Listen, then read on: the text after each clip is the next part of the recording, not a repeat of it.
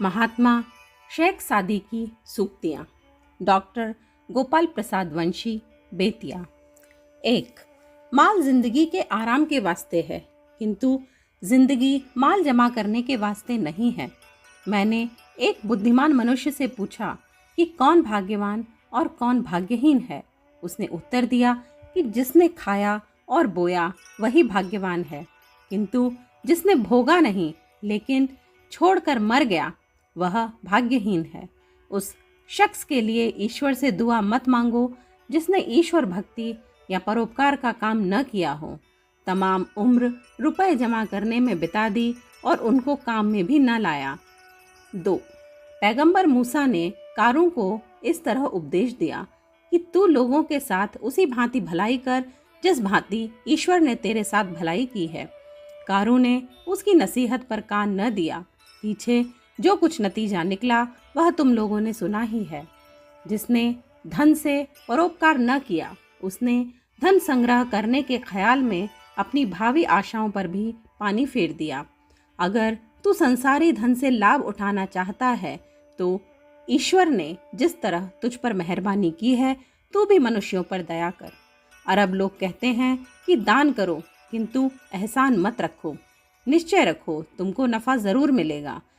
जहाँ परोपकार कर वृक्ष जड़ पकड़ लेता है वहीं से उसकी शाखें आसमान तक पहुँचती हैं। अगर तुम फल खाने की उम्मीद रखते हो तो मेहरबानी के साथ दरख्त लगाओ और उसकी जड़ पर आराम मत चलाओ। ईश्वर को धन्यवाद दो कि उसने तुम्हारे ऊपर मेहरबानी की और उसने तुम्हें अपनी उदारता से वंचित न रखा।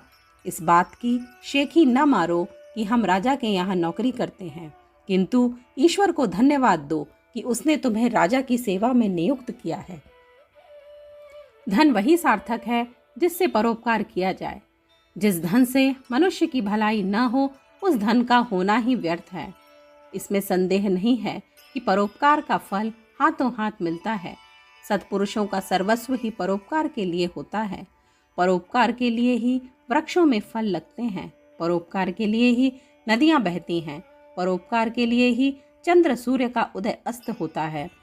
परोपकार के लिए ही मेघ जल बरसाते हैं। सारांश यह है कि संसार में परोपकार करना ही सबसे बड़ा धर्म है। 3. 2 शख्सों ने वृथा कष्ट उठाया और व्यर्थ उद्योग किया। एक तो वह जिसने धन जमा किया किंतु उसे भोगा नहीं।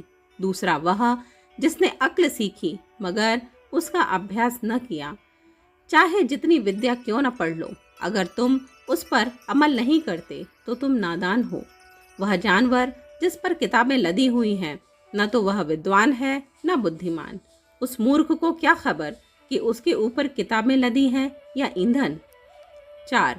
विद्या धर्म रक्षा के लिए है न कि धन जमा करने के लिए। जिसने धन कमाने के लिए अपनी नामवरी और विद्या खर्च कर दी वह उसके समान है जिसने खलिहान बनाया और उसे बिल्कुल जला डाला। 5. विद्वान जो संयमी परहेजगार नहीं है, अंधा मतलबी है। वह दूसरों को राह दिखाता है किंतु उसे स्वयं राह नहीं मिलती। जिसने अपनी उम्र बेखबरी से गंवा दी वह उसके माफिक है जिसने रुपया तो खर्च कर डाला मगर कुछ चीज न खरीदी।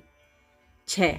बादशाहत की नामवरी अक्लमंदों से होती है और धर्म धर्मात्माओं से पूर्णता प्राप्त करता है। अक्लमंदों को राज दरबार में नौकरी पाने की जितनी जरूरत है उससे बादशाहों को अक्लमंदों की अधिक जरूरत है। ए बादशाह, ध्यान देकर मेरी नसीहत सुन। तेरे दफ्तर में इससे अधिक कीमती नसीहत नहीं है कि अपना काम अक्लमंदों के सुपुर्द कर। यद्यपि सरकारी काम करना अक्लमंदों का काम नहीं है। 7. 3 चीज़ों के बिना कायम नहीं रहती। दौलत बिना सौदागरी के, इल्म बिना बहस के और बादशाहत बिना दहशत के। 8. दुष्टों पर दया करना सज्जनों के ऊपर जुल्म करना है। जालिमों को माफ करना सताए हुओं पर जुल्म करना है। अगर तुम कमीनों के साथ मेल जोल रखोगे और उन पर मेहरबानी करोगे तो वे तुम्हारी हिमायत से अपराध करेंगे और तुमको उनके अपराधों का हिस्सेदार बनना पड़ेगा। 9. बादशाहों की मीठी मीठी बातों पर भरोसा न करना चाहिए, क्योंकि बादशाहों की दोस्ती जरा से शक पर टूट जाती है और लड़कों की प्यारी प्यारी बातें रात भर में बदल जाती हैं। जिनके 1000 चाहने वाले हैं उसे अपना दिल मत दो, अगर दो तो जुदाई की तकलीफें सहने को तैयार रहो। 10. मित्र के सामने अपना सारा गुप्त भेद मत खोल दो, कौन जाने वह कब तुम्हारा शत्रु हो जावे। इसी भांति शत्रु को भी हर तरह की तकलीफें मत दो, कौन जाने वह कभी तुम्हारा मित्र ही हो जावे। वह भेद जिसे तुम गुप्त रखना चाहते हो किसी को भी मत बताओ, चाहे वह विश्वास योग्य ही क्यों न हो। अपनी गुप्त बात जितनी अच्छी तरह तुम खुद छिपा सकते हो, दूसरा हरगिज न छिपा सकेगा। किसी भी गुप्त बातों को एक शख्स से कहना और उसे दूसरे से कहने की मनाही करने से एक मत चुप रहना भला है। ऐ भले आदमी, पानी को निकास पर ही रोक, जब वह नदी के रूप में बहने लगेगा तब तू उसे न रोक सकेगा। जो बात सब लोगों के सामने करने लायक नहीं है उसे पोशीदगी में भी मत कर। 11. आदमियों के छिपे हुए ऐब जाहिर मत करो, क्योंकि उनकी बदनामी करने से तुम्हारी भी बेएतबारी हो जाएगी। अखंड ज्योति, अप्रैल 1951, पृष्ठ संख्या 19-20।